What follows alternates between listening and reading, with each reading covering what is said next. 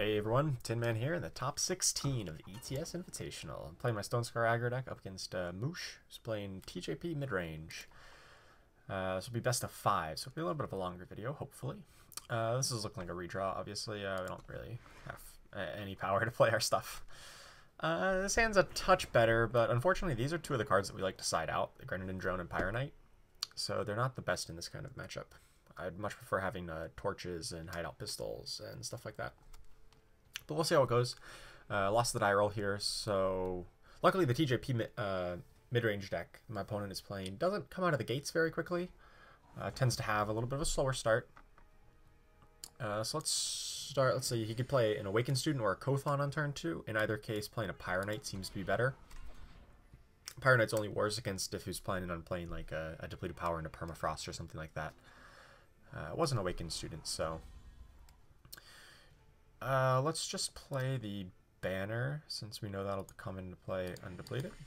Let's offer up a trade here. I'm fine to trade my Pyronite over for an Awakened Student. Opponent seems to have his colors sorted out, which is a one of the big stumbling points of the TJP midrange deck is that oftentimes... Oh, okay. Opponent is stuck on 2. They have all of their colors, they just only have 2 power. Not bad, not bad. So let's, I think I just play Cinder Yeti, tap 1 down. It doesn't really matter to me. I'm not going to attack him through drones. So I'll just attack in here. If he wants to trade, it's fine. I'll just, Cinder Yeti doesn't, his tap down effect doesn't really do a whole lot. So our opponent misses for another turn or 2. I mean, we're pretty flooded, so we really need to close out this game as quickly as possible. The longer the game goes on, the more likely my opponent is to find just 1 or 2 more power, and then suddenly these 6 cards he still has in his hand all become live. Meanwhile, in order for me to match that, I need to draw 6 real cards in a row, which is a whole lot less likely than drawing 1 or 2 power. Opponent did find at least 1 power, so that's not great. Okay. So I think what I'm going to do is just play Highwayman and attack with Cinder Yeti and Highwayman, offer to trade, and if not, we get at least some war cries going. Oh, he has a card to play. He has a fast spell. That's annoying. It's probably the Stand Together. Ugh. How do I beat a Stand Together here? Just attacking with the Highwayman, I think? If attacking with the Cinder Yeti, he just stands together and blocks, and then I'm in big trouble. I need to, like, hopefully get him to trade off one of these guys, or at least let me chip in for some damage so that I potentially draw, like, a Bandit Queen and then just A-Space for the win. And obviously getting War Cries helps that math just a little bit as well. Yeah, so we chipped in for some damage here. Successfully played around the Stand Together. It's still not great though. He's going to have 2 massive blockers. Permafrost, that's fine. He probably wasn't attacking anytime soon anyway. And here's where we get into the situation where... we're a little bit flooded and our opponent was a little bit power screwed, you know, it was a little bit short on power. And generally whenever you have somebody who has too much power versus somebody who has too little, the onus is on the person who has too much power to close out the game quickly. Otherwise, the person who has too little power will eventually find their 1 or 2 power that they need, and then suddenly their whole hand is online, and then they have kind of late game inevitability there. And that's kind of what happened here. So what I can do is ultimate this Pyronite and attack in, I guess. Offer up a trade. Yeah, whatever. I guess he double blocks to prevent the 1 overwhelm damage. So the Warcry didn't go on to a terribly relevant unit. But at least we can like go wide with this, and then if he doesn't put a very fast clock back on us, we potentially could draw out of this you know, a Bandit Queen or something could get us there. Man, I wish this guy didn't have Aegis, because then I could torch to get past it. Like I could attack and then torch to finish it off. Fortunately, it does have Aegis, so that's a little bit out of the question. So now, I mean, Bandit Queen is pretty solid. A Highwayman or Cinder Yeti is not the worst. Looks like he's influence screwed. He might have a couple Unseen Commandos, Sheltering Riders, etc. in hand. Oh, Var's Favor plus Cinder Yeti. Okay. So what I do is I ping off one Aegis. Oh, he has another fast spell. That's unfortunate. I definitely warp this guy in. Do I warp off the other Aegis, or do I just tap down the first guy? I think I just tap down the first guy. And we're probably going to A-space here.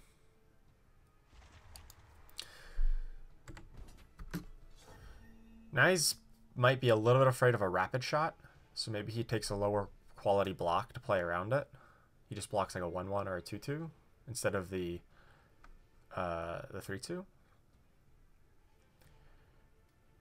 Maybe. We're trying to just get him in range of torch, just to torch him out here. We're fine losing a guy here. 1, 2, 3, 4, 5, 6, 7. Sure, it's not fatal. He didn't play around rapid shot. He played around torch or me just having nothing, which is fair. But I mean, hey, we got a good chunk of damage in, and now he's essentially at 6. So if you can find another Cinder Yeti or a rapid shot would be pretty strong as well. If I attack with everything he blocks here, takes 1, 2, 3, 4, 5. I think I'm okay with that. Right? Puts him down to essentially 1, and then I've got 4 attackers next turn. 5 attackers because I'm going to play the Outlaw. Okay, sweet. Yeah.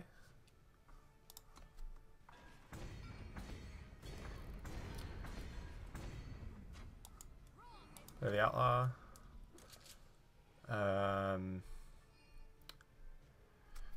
And I just need to connect in for 1.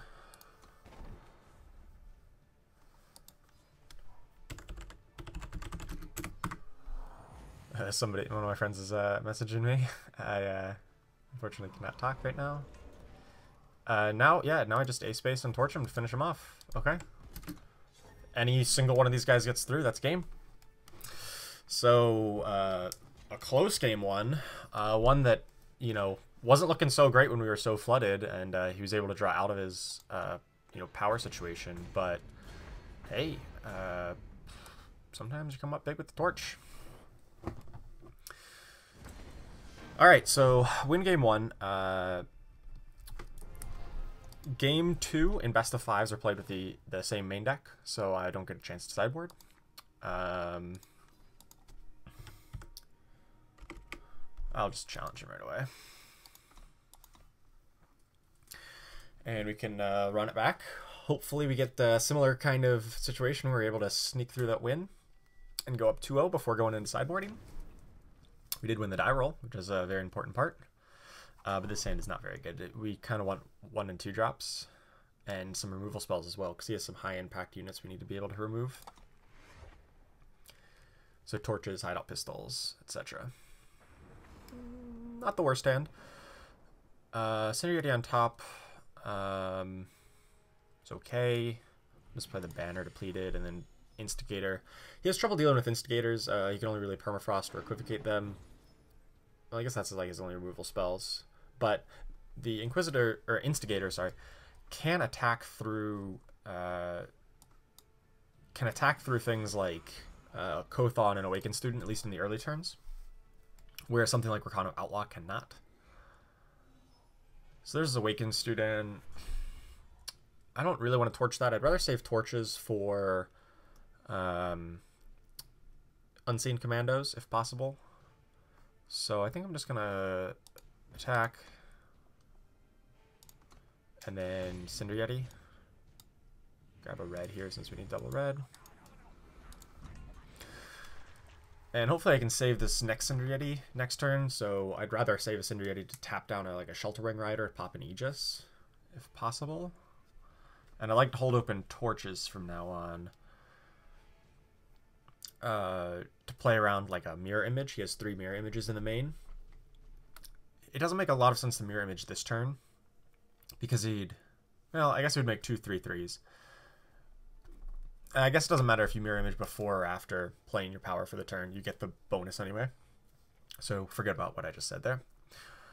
But in any case, I kind of hope he just runs out like Unseen Commando here. Like goes Justice Sigil, Unseen Commando. And then I get to, untap, torch it, smack him around. Pacifier works just as well. So I can now send Yeti to get through the pacifier at least for a turn, and then we're just going to try to go wide around it later. Do I want to torch this guy? I think I torched the Awakened Student. It's going to be a little unfortunate if he plays a Unseen Commando right after this, but I think that's a risk I have to run in order to get the most possible damage, because otherwise I'm gonna just like lose to him blocking up the ground with just a huge Awakened Student. So it's a risk we're running here. Now we're really just looking for like Bandit Queen is obviously like the best possible draw here, because it lets us attack for Fatal and forces some trump blocks. But a 2-drop into warping a Cinder Yeti is also pretty solid. Ooh. Champion of Chaos is not bad, especially after he just used one of his silence effects. I think I'd rather go a touch wider rather than play the Pyro Knight. If I was at 5 power, I'd play Pyro Knight, because then if I draw power, I ultimate it. But since I'm only stuck at 4, it makes more sense to go wider, and hopefully we can hit a Bandit Queen to attack for slightly more damage. Mirror image. Oh, that's going to silence off this champion, right? Yeah. Okay, so now we're in a situation where we need, some kind of removal spell, rapid shot, some of that kind of stuff. So if I just A-space here, he blocks like here and here, there, takes 2 and trades off. That's not ideal. Maybe I just have to do that. I think I have to just A-space here. Maybe he plays around the rapid shot or something. I guess he could take some favorable blocks and like block here, here, here, and then take 6, go to 9. That would kind of stink. Then I have like, that's probably his best bet here. But I'm kind of hoping he does some of these trade-offs. Yeah, okay, so it takes 4. That's not really that great for me, actually. That's really not that great. But now even a power lets us ultimate Pyro Knight. Which would be pretty decent. Another Pacifier. Yuck. Pacifier is really good. Instigator, that is not a power. We're going to need a Bandit Queen for sure here to try to win this one. If there weren't for these pacifiers, I'd say a hideout pistol would also help, but pacifier shuts that down pretty well. And maybe that A-space last turn was a little too aggressive. I thought maybe he would try to trade off rather than just eating the Grenadin drones. It was a pretty good attack if we had a trick and if he respected the trick. But, oh well.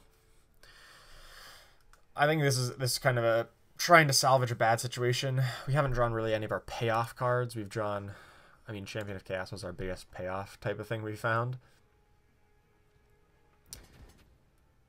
He's getting aggressive, which I like out of him.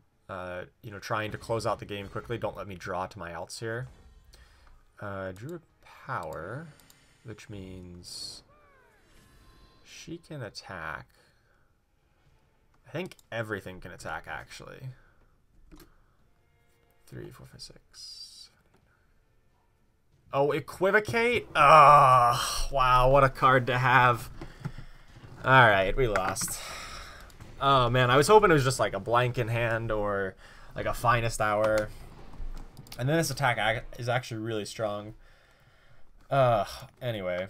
Yeah, that was a bad situation all around. Alright, so let's take a look at our sideboard in here. We played against TJP quite a number of times. So we're taking out some of those 1-drops, the Oni or the Grenadin Drone plus the Pyro Knights. Pyro Knight was like okay there, but there's better options. We went Suffocates, and we're bringing in the extra Cabal Countess, who kind of act as a Pyro Knight in like a late game good attacker. But a 6-1 quick draw is actually a bit better than a 6-5 Overwhelm, and can actually come online quite a bit earlier. So, and Suffocate obviously is a good way to answer past fires and pretty much everything out of this deck. All right, who else had messaged me? Okay, Moosh, challenge, sideboard. All right, so 1-1 now, just as a best of 3 out of sideboard, which I don't feel amazing about because our opponent does have Lightning Storm in the board, but that's certainly not the end all be all. This hand doesn't have enough power to do anything, so we'll redraw. Opponent also redrew. This is a pretty decent curve. You know, normally Rakano Outlaw is not very good in this matchup. As I said before, it does kind of get stonewalled by a lot of their 2-drops and up. But having the Outlaw plus the pistol makes it a bit more appealing, because then we can answer opponent's 2 or 3-drop, unless it's, of course, Huru Pacifier.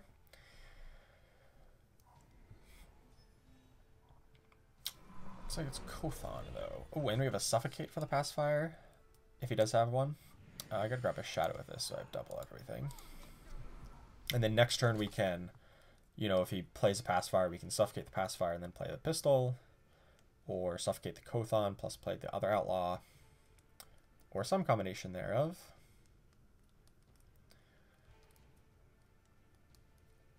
And then curve that into a Bandit Queen on 4. Or whatever else we draw. That's something I gotta think about this turn, though. Like I said, something like a Pacifier could really backfire, but if he holds back power to, say, Finest Hour, could be slightly problematic.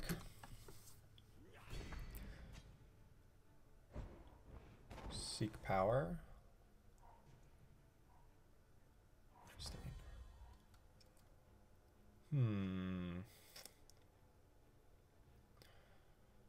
So he is holding back enough to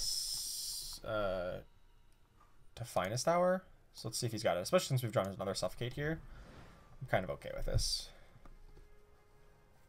Okay, he does Finest Hour. So now we'll just play the other Outlaw. No harm there. And then we can, since we luckily drew another Suffocate, we can just do the same thing next turn, or we can Bandit Queen and attack, since all of our guys will be 3 attack. They can profitably attack into Kothon. Definitely not blocking here. The 2 damage on me is not nearly as relevant as making sure I have an extra guy on board for Bandit Queen. I mean, Lightning Storm still wrecks us here. Permafrost does not really wreck us, though. Alright. Am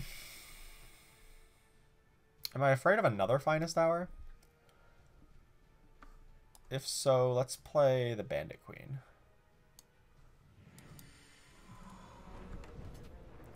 The Finest Hour will still trade with one thing, but I'd rather keep my removal spells around rather than trade removal spells for Finest Hour. I'd rather trade a unit for Finest Hour.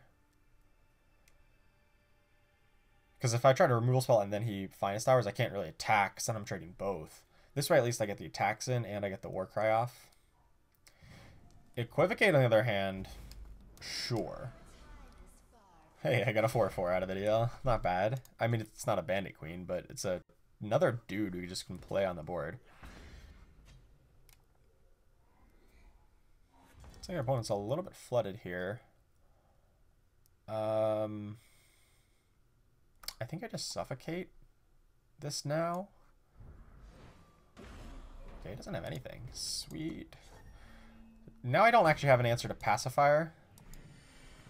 Who do I want to? Do I want to shuffle back mine? Yes, I do. I want to shuffle back these these suffocates. They're very good cards in the matchup, as evidenced by the fact that we sideboard them in. No, he had the pacifier now. Right after we play our suffocates. Feels bad, man. But unfortunately, the power situation just did not allow us to hide out pistol last turn. And cast Luminar Claimer. But we've got a 4/4 who's still just going to keep on beating down. And we've got a 6/1 coming in next turn, which our opponent does not know about. So that's pretty good.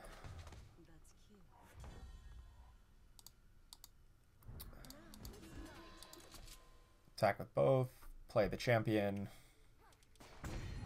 That's going to be fatal in a turn or two. Yeah, opponent got kind of flooded here. Did not draw all of his good units. And so we're up 2-1. Nice. Alright. Same sideboarding plan. We'll just run it right back. Not a whole lot of things to discuss on that. I'm assuming he's has probably worked out a sideboarding plan, so I'll challenge, and if not, you can just decline the challenge.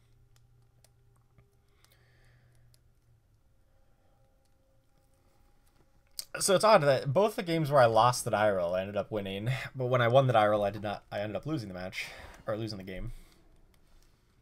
This hand is quite a bit heavy on power, but it has a curve, and I'm kind of inclined to keep it, so we're going to keep it. But also capped, so that's probably not good for us. This hand is actually kind of weak to Lightning Storm too, which means if they kept their hand, they might have Lightning Storm in it. So I got to be a little afraid of that. Maybe this is an aggressive keep. Hoping to, you know, maybe... Well, I did draw a 2-drop, but it is not the 2-drop I wanted. I'm going to Diplo's Seal for... I think fire, since I have another shadow in the Var's favor.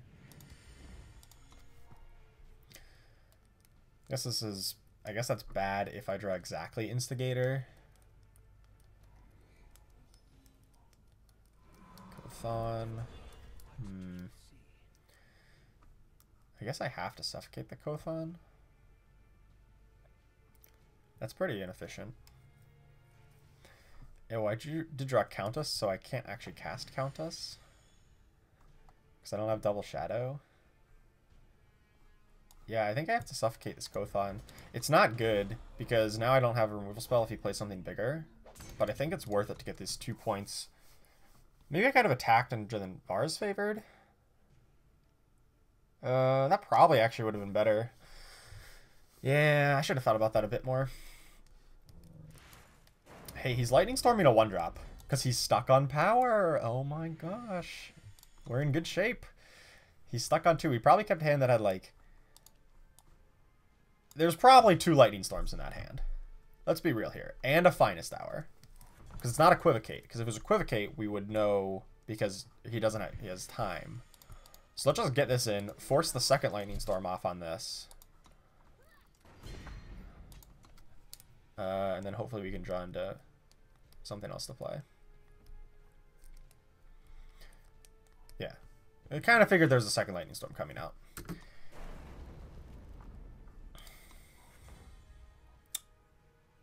I think I just play Bandit Queen and attack. Because it attacks for 5. And then next turn he like plays a blocker.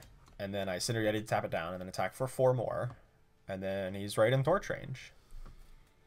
So, to clarify why I knew that he had a second Lightning Storm is that he kept his hand and it was stuck on power. So, the only reason you keep a hand when you're stuck on power is when you have really good cards in it. such as multiple lightning storms. You wouldn't really keep a hand that was stuck on power but didn't have any lightning storms. You just mull that away. You're like, this hand doesn't have any redeeming qualities. The fact that he kept a hand like that, that's what made me think, you know, that was the situation we were in. So let's tap this thing down, attack for 4, and he's essentially at 1 since I have 4 points of burn. So I need to either kill a unit or hit him for 1 damage between now and the end of time. Guess kill a unit because of Instigator. And considering I have 3 attackers to his 1 blocker, potentially 2 blockers, gotta feel good about my odds here. He pretty much needs a power, and he doesn't. Okay, so sweet. We won our top 16 matchup 3-1 over Moosh playing TJP Midrange. See you guys in the top 8.